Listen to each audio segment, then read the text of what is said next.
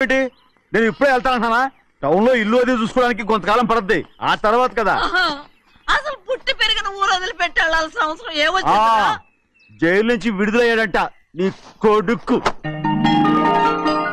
నీ కొడుకు మొహం చూడకూడదనే ఊరు వదిలి వెళ్ళిపోతుంటా. ఏ నా కొడుకు అనకపోతే మీ నాన్నని చెప్పలేవా? అయ్యగారి కుటుంబానికి ద్రోహం చేసిన వాడిని అలా పిల్లలని నేనే సిగ్గుమాలోనేం కాదు, తలుచుకుంటే కడుపు మండిపోతుంది. ఆ పిల్లందే నన్ను మా పెద్దయ్యని విడదీసింది, నాటకం వాడి. దానికి కూడా కాలం నీ కొడుకే. చాలు చాలు, ఆయన గారి గురించి కబుర్లు ఎందుకు, లేచి జనం పెట్టు. పెడతా, పెట్టుకు తినరా. మా చేత కాదు, తింటాలే.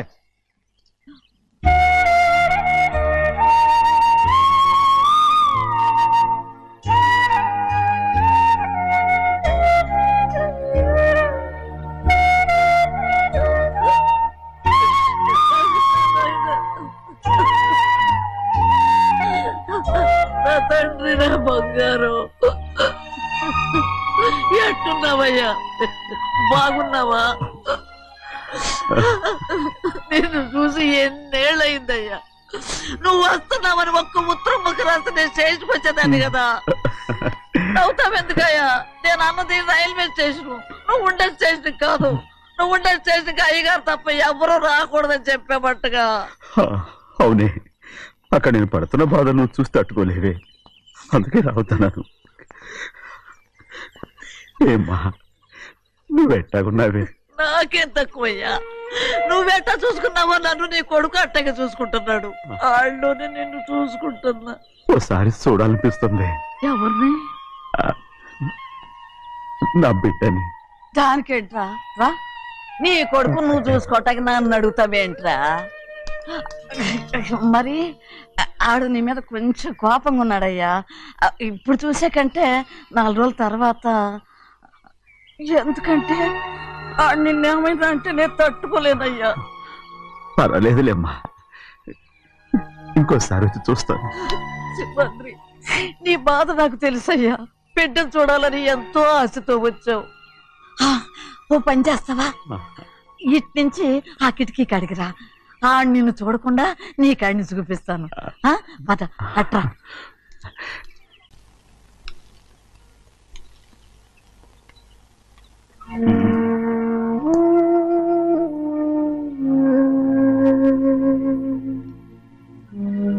నా మీద నీకు ప్రేమాభిమానాలు ఉన్నాయి కదా. అదేమాటయ్యా? నేను బాగుండాలని నువ్వు ఆశపడుతున్నావు కదా. మీరు 100 కాలాల పాటు చల్లగా ఉండాలయ్యా. అయితే నా మీద ఒట్టు, జరిగింది నిజం నాకు ఇప్పుడు చెప్పాలి.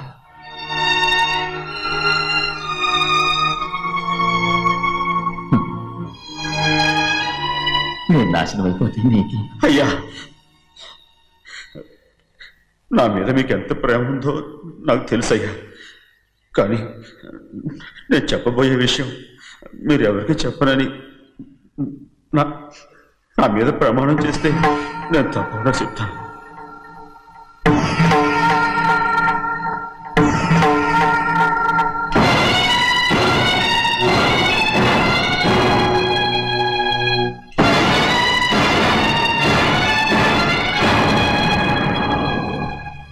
సరిగ్గా అప్పుడే అమ్మాయి గారి మెడలో తాళి కట్టడం అయిపోయింది.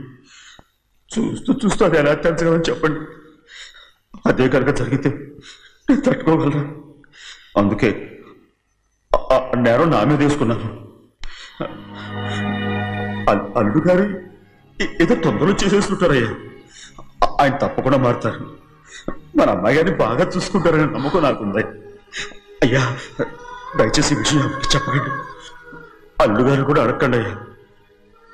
పొరపాటు అమ్మాయి గారికి తెలిస్తే అల్లుడు గారితో కాపురం సరిగా అదే కనుక జరిగితే నేను ప్రాణాలతో చచ్చిపోతాను.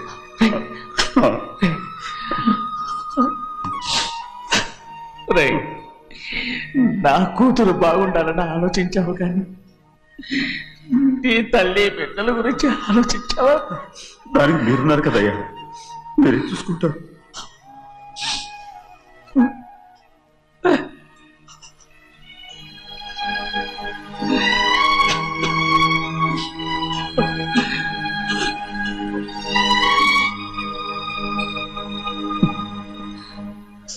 ఏడవకండి చిన్నమ్మ, రండి ఆడుకుందాం. నీతో రాను, ఎప్పుడు నీతో ఆడను. మీ నాన్న మంచోడు కాదు. అతను మా నాన్నే కాదు, నేను ఆ ఇంటికే వెళ్ళను. రండి చిన్నమ్మ ఆడుకున్నావు.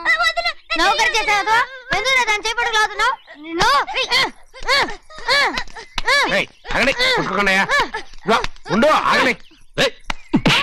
తమ్ముడు కొట్టావు? ముందు తనే నన్ను కొట్టాడండి. వీడి ముందు మన ప్రభాతం కొట్టాడు, అందుకే నేను వాడిని కొట్టాను. కావాలంటే అడుగు. అవునమ్మా?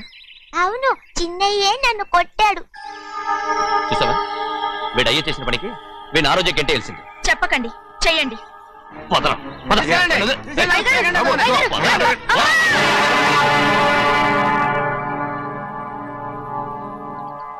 గౌరీ చెప్పింది కూనికోర్ కొడుకు ఇంట్లో ఎందుకని. ఎవడా కూనికోరు?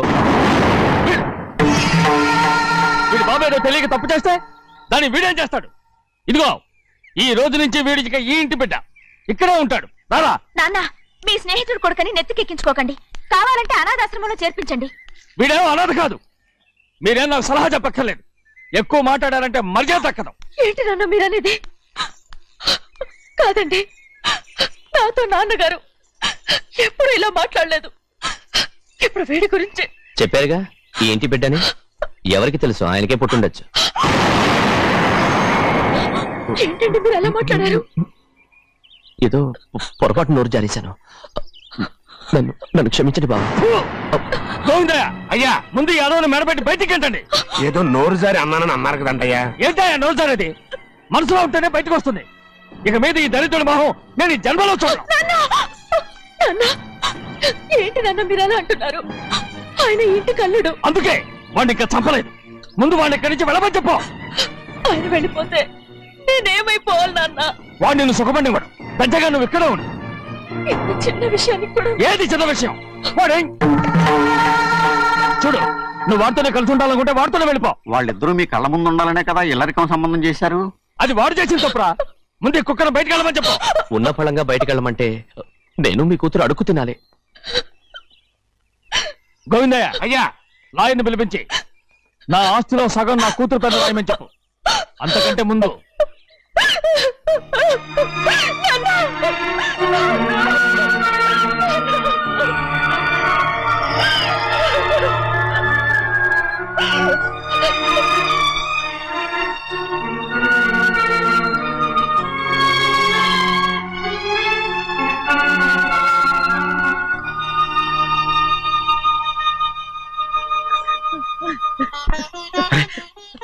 ఏంటమ్మా ఇది? సింహాద్రి, నీది చాలా పెద్ద మనసు అయ్యా. నువ్వు తప్పు చేయలేదని నాకు ఆనాడే తెలుసు. కానీ నీ యజమాని కూతురు చల్లగా ఉండాలని ఆ నిందు నీ నెత్తి మీద వేసుకుని 15 ఏళ్ళు ఆ నరక యాత్ర ఎట్ట అనుభవించావయ్యా. నువ్వు నా పెట్టవు కదయ్యా, నా పెట్టవు కాదు, చేతులెత్తి మొక్కాల్సిన దేవుడు అయ్యా. ఏంటమ్మా ఇది పిచ్చిదాన్నగా? ఇందులో నేను చేసినే ఉంది. నాలంటోడి భుజం మీద చెయ్యేసి నలుగురిలో ఈడు నా స్నేహితుడని చెప్పిన ఆయన మనసు గొప్పదమ్మా.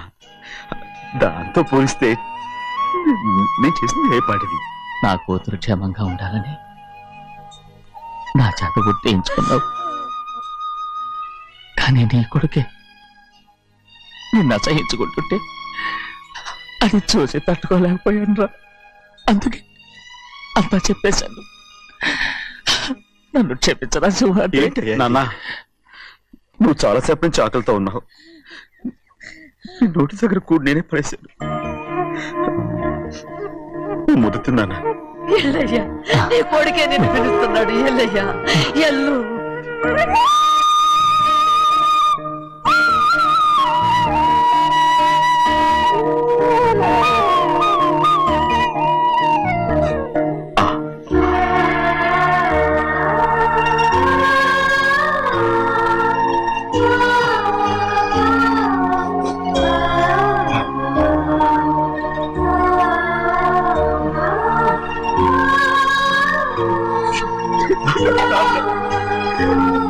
ఇంతకాలం నేను తప్పుగా అర్థం చేసుకుంటాను. క్షమించాడా? లేనన్నా,